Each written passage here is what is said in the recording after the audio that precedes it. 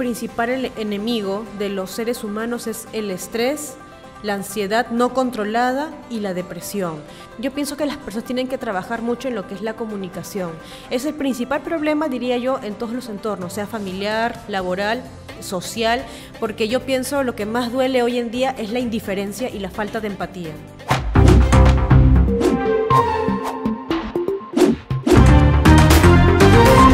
Hola, hola, ¿qué tal? ¿Cómo están, amigas y amigos del Perú y del mundo? Bienvenidos a Inclusión 2030. Como siempre, Enrique Alberto Bustos Garay en la conducción del programa. Hoy día tenemos un tema bastante importante.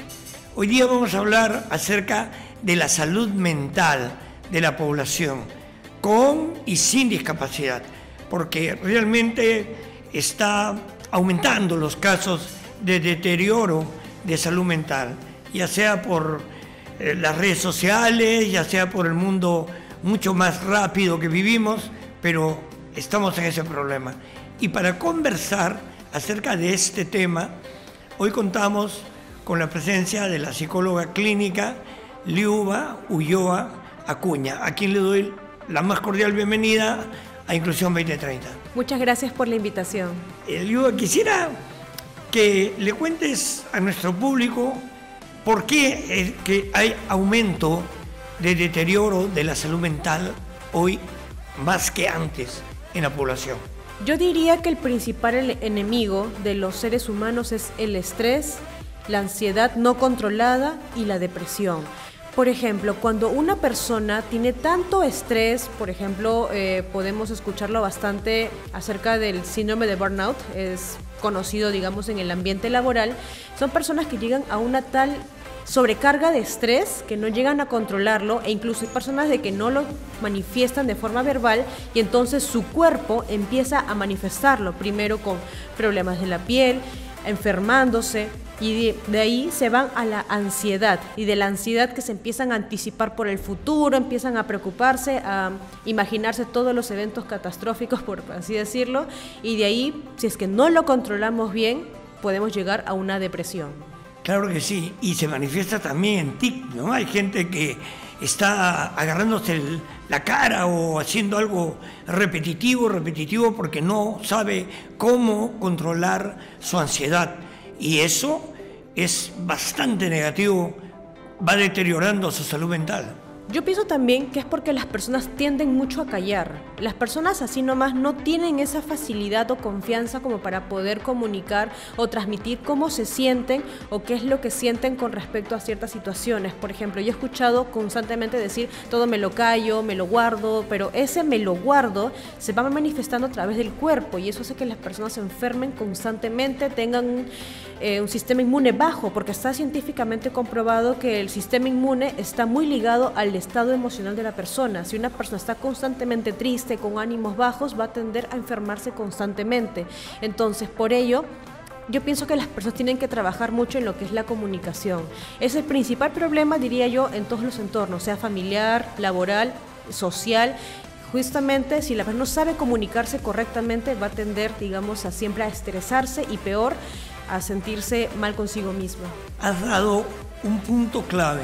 Por ejemplo, lo más común es la tensión muscular que sentimos en el cuerpo, y esa tensión muscular se centra más en los hombros. Y justamente, y bueno, haciendo una pequeña asociación, los hombros está relacionado con el tipo de carga que siempre llevamos. Entonces es como esta mochila, es como todas estas cargas emocionales que cargamos. Entonces, si al no comunicarlas, nuestro cuerpo lo está empezando a demostrar, sea la fibromialgia, la psoriasis, entre otros tipos de enfermedades provocadas por el estrés, porque hay personas que por no saber, digamos, saber actuar a tiempo o darse el autocuidado necesario, diría yo, porque el cuerpo en sí es tan inteligente. Es decir, hay algunas personas que pueden tener ciertos dolores en específico en partes del cuerpo. Los dolores del brazo se relacionan a personas con problemas de afecto, los dolores de garganta o, por ejemplo, los nudos en el pecho que podemos sentir con cosas que no decimos, los dolores en el estómago o la gastritis relacionados con la ira acumulada, por ejemplo, las constantes veces que renegamos. O sea, en sí cada parte del cuerpo, cuando sentimos dolor, está relacionado con un tema o un problema en nuestras vidas. De frustración, también la frustración que uno siente le va haciendo daño al organismo. Pero mira, esto se acentúa más cuando la familia tiene una persona con discapacidad o cuando la persona que no ha nacido con una discapacidad adquiere una discapacidad en la adultez. Entonces, tener que reconocer una nueva condición es muy difícil y genera muchísima ansiedad y nos puede llevar justamente a todos estos males si es que no son tratados a tiempo por profesionales como tú.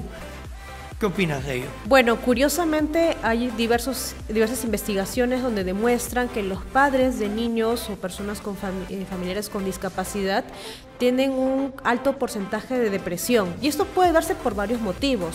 Para empezar, yo diría todo empieza cuando una familia, una pareja decide adquirir un niño y de pronto se enfrentan ante una realidad que el niño nace con una discapacidad. En este caso, que nacen con discapacidad, entonces los padres sufren, como se dice, una desilusión en una primera instancia. Yo diría que pasan por un proceso de duelo, porque primero niegan a aceptar, digamos, este tipo de hecho, pero pasan por una serie de procesos de aprendizaje donde se van dando cuenta que el problema no es tanto en la discapacidad, sino en el apoyo que ellos le ofrezcan a este pequeño para poder hacerle su vida lo más autónoma posible, a diferencia de personas que, por ejemplo, hayan tenido un desarrollo normal a lo largo de su vida y de momento a otro sufren un accidente o pasa algo y adquieren una discapacidad. Entonces, eso también pasa por una serie de cambios radicales, porque la persona está acostumbrada a llevar un ritmo de vida y de pronto que esto vea que se ha cambiado, que tiene que adaptarse a algo, también se afecta primero en el autoestima, porque hay una afectación en su imagen corporal, en la percepción de sí mismo, o por ejemplo esta famosa frase que la cual nunca estoy de acuerdo, el qué dirán, ¿no? Siempre es esta frase. Sí, la vergüenza. Exacto. La vergüenza que siente una persona cuando adquiere una discapacidad, la vergüenza es un sentimiento muy negativo para cualquier ser humano, porque la vergüenza te hace así chiquito, ¿no? Te achica, no puedes desarrollarte socialmente cuando tienes excesiva vergüenza a todo. Y la persona que adquiere una discapacidad, que sabe que la gente que no tiene discapacidad lo va a mirar con minusvalía social, pues siente mucha vergüenza y eso genera muchísima ansiedad en la persona y lo puede llevar aparte de la discapacidad física, sensorial, a una discapacidad psicosocial. Pues sí, yo diría que lo primero que se tiene que hacer es trabajar como sociedad. Para que podamos hacer, como se dice, de este país lo más inclusivo posible, tenemos que crear empatía en las personas, porque yo pienso lo que más duele hoy en día es la indiferencia y la falta de empatía. Claro que sí, has dado en el clavo, Liuba. Realmente importante este tema porque la persona siente que la sociedad no es empática con uno, ¿no? Y desde aquí, desde Inclusión, desde CONADIS, le pedimos a ti, amigo, que no tienes discapacidad, que estás viendo el programa, que hagas un esfuerzo por ser empático con las personas con discapacidad y nos ayudes en todo momento. Y también la atención oportuna de profesionales como tú, Liuba. Sí, yo pienso de que esto tiene que empezar primero desde casa y luego en el colegio, porque los padres son los primeros maestros de los niños. Entonces, ¿qué es lo que también tenemos que enseñar a los niños? A respetar al compañero, no porque él tenga una discapacidad o porque tenga cierto problema, no vamos a hacerlo motivo de burla. Primero hay que empezar por ese detalle. Primero, la educación en casa. Luego, en los colegios, fomentar, digamos, la conciencia. Ok, tenemos un compañero que tiene tal discapacidad o tal compañero que tiene, digamos, sea autismo, sea síndrome de Down, etcétera. Entonces, tenemos que crear compañerismo, queremos ayudar. Pero tampoco se trata, como se dice, de que yo le voy a hacer siempre el trabajo, sino de que una cosa es hacerlo por él y otra cosa es acompañarlo a hacer. A que él lo haga. A que él lo haga. Claro, eso es lo importante. Y eso parte en la familia. O sea, la familia es la célula de la sociedad y es donde uno empieza a enfrentarse con la sociedad. Y parece mentira, pero si la familia te sobreprotege, no te hace ningún bien, ¿sí o no, Liuba? Sí, yo diría que mi consejo para todas las familias que tienen un familiar, sea un niño, un adolescente, una persona adulta con discapacidad, tenemos que ayudarlo a ser lo más autónomo posible. Lamentablemente, diría yo, no siempre vamos a tener una persona al lado. Entonces, lo que tenemos que hacer es acompañar, ayudar a esta persona a ser independiente. Y no significa que, por ejemplo, porque es el engreído de la casa, yo le voy a hacer las cosas. Entonces uno tiene que, como se dice, ayudarle a hacer, no es que yo le voy a hacer. Claro que sí, realmente muy interesante el tema que hemos venido tocando, Liuba, pero el tiempo es bastante corto, ¿no? Y tenemos que despedir el programa. Te dejo para que le des un consejo a toda la sociedad cómo debe de comportarse cuando vean a una persona con discapacidad.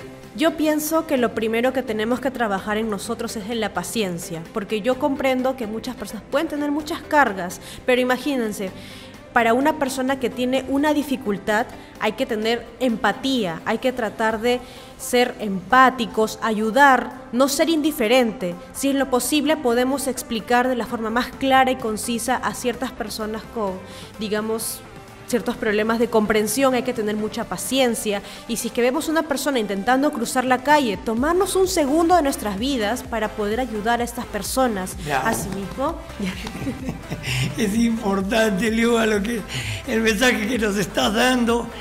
Realmente hay que tener desarrollo humano, amiga y amigo, que ven el programa. Liuba, te agradezco en nombre de CONADIS tu presencia, haber tocado este tema que es vital realmente, y a ustedes, nada, los esperamos el próximo jueves a la misma hora, y sin antes dejar claro que la discapacidad no es incapacidad, amigas y amigos.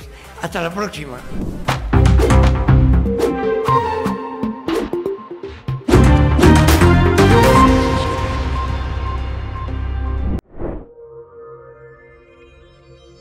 ...25 años... CONADIS. Tú también ponte en modo inclusión. Ponle punche y ganamos todos, Perú. Gobierno del Perú.